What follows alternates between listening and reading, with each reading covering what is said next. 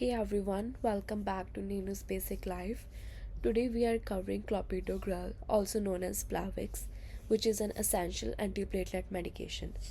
In this video, we will cover class and mechanism of action with a fun diagram, some indications and its side effects, contraindications, and some nursing tips. So let's start. Clopidogrel's generic name is Clopidogrel bisulfate and the brand name is Plavix. It belongs to class antiplatelet, specifically a P2Y12 ADP receptor inhibitor. So we are going to discuss how this works, what does this ADP receptor do in a while. So the common dose is 75 mg for maintenance. Here you can see in this diagram, normally platelets stick together when they get a signal from a chemical called ADP. Clopidogrel blocks this ADP receptor on platelets, so platelets cannot stick together anymore, which leads to less chance of a blood clot. Here we are going to go over its mechanism of action in detail. So here if you see this diagram, we have a platelet cell on the left. Normally a molecule called ADP comes along and binds to a special P2Y12 receptor on the platelet surface. This is like a gate. Once ADP opens it, platelets get activated and start sticking together to form a clot.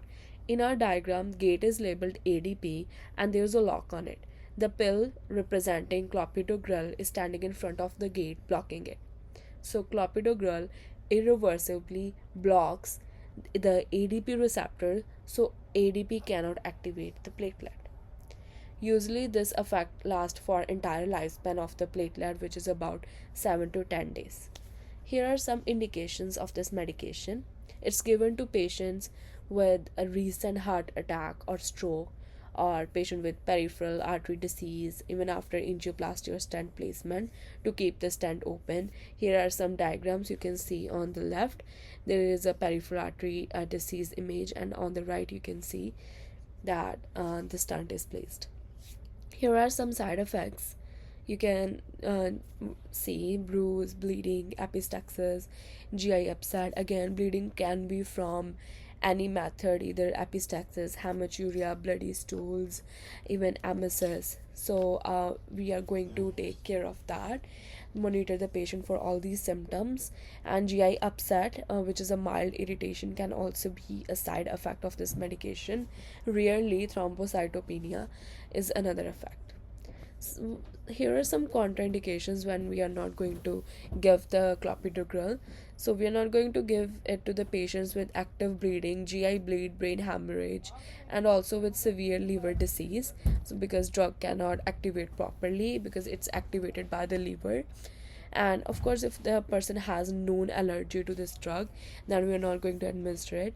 And always keep in mind to stop this medication 5 to 7 days before surgery, so that body can make new platelets. Some considerations before giving clopidogrel is to check for bleeding history or any active bleeding. We are going to check stools, urine, emesis, epistaxis, everything, and also review a patient's baseline CBC and platelet count. And some teaching steps are to take this medication daily. Don't stop it abruptly without the provider's advice. And if patient reports any bleeding, then we need to monitor the patient immediately, and avoids NSAID unless approved by the physician. So now we are going to go over some practice questions. Which statement best describes clopidogrel's mechanism of action? Take some time and think about the question. The next question is, the nurse is preparing to give clopidogrel to a patient. Which of the following is the most likely reason for this prescription? Please pause the screen, take your time, the answers are going to be at the end. Question: a patient scheduled for surgery in 3 days is taking clopidogrel. What should the nurse do first? Next question is a true or false related to bleeding risk. So a question is, clopidogrel should be avoided in patients with active GI bleeding. Is it true or false? So after this you can see the answers. on the screen. So that's it for clopidogrel's breakdown.